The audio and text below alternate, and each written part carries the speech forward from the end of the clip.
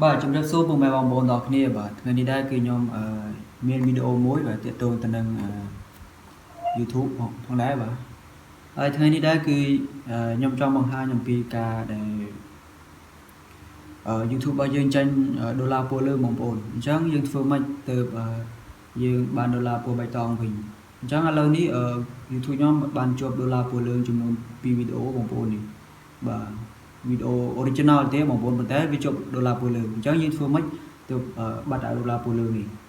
អញ្ចឹងជាដំបូងបងប្អូនចូលទៅកាន់ YouTube មកឥឡូវនេះខ្ញុំចូលស្រេចហើយអញ្ចឹងខ្ញុំចុចលើវាមកជាដំបូងបងប្អូនចុចបិទសិនមកចុច option មកបាទបិទវាសិនមកបាទខ្ញុំចុចបិទទាំងពីរចុចបិទទាំងពីរបាទអូខេហើយចុចបើកវិញបងប្អូនចុចបើកសិនមកបើកវាសិនមកអូខេអញ្ចឹងបងប្អូនខាងលើនេះគឺបងប្អូនរើសយកខាងលើគេមកបងប្អូនទៅមកទី2อยู่ខាងលើដែរមកទី3อยู่ខាងលើដែរមកទី4อยู่ខាងលើដែរមកនិយាយទៅយកខាងលើទាំងអស់មកបងប្អូនយកខាងលើទាំងអស់បាទ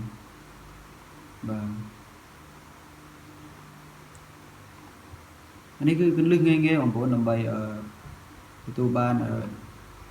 modify ពណ៌លឿងវិញបងប្អូនអញ្ចឹងបងប្អូនចុចខាងលើយកខាងលើមួយអស់ហើយអញ្ចឹងណាហើយបងប្អូនចុចគ្រីសមក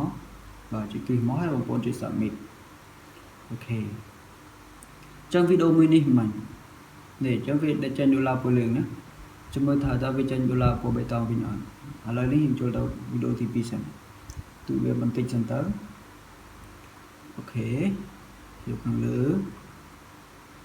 ទាំងអស់មកបងប្អូនបាទហ្នឹងហើយ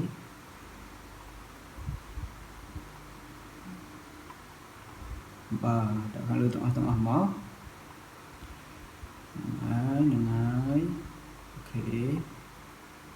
ចុចគ្រីសមកហើយចុច submit អូខេអញ្ចឹងបងប្អូន refresh វាមកចូលដឹងថាវាអត់អញ្ចឹងណាថ្ងៃហើយបងប្អូនអូ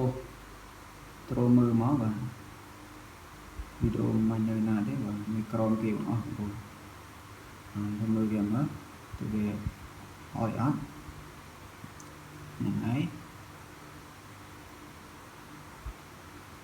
បាទយើងឃើញថាវាអនបើអនអស់ហើយបងប្អូនណាឃើញអត់នេះវីដេអូនេះមិនបងប្អូននេះឃើញអញ្ចឹងមានឃើញថាវាអនហើយបងប្អូនហើយវីដេអូមួយនេះក៏អនដែរបងប្អូនឃើញអត់អញ្ចឹងមានថាគន្លឹះងាយក្នុងការដែលកែប្រែពីដុល្លារពណ៌លឿងទៅកាន់ដុល្លារពណ៌បៃតងអញ្ចឹងងាយបងប្អូនបាទអញ្ចឹងគន្លឹះខ្ញុំមានតែប៉ុណ្្នឹងឯងបងប្អូននេះគឺជាចំណុច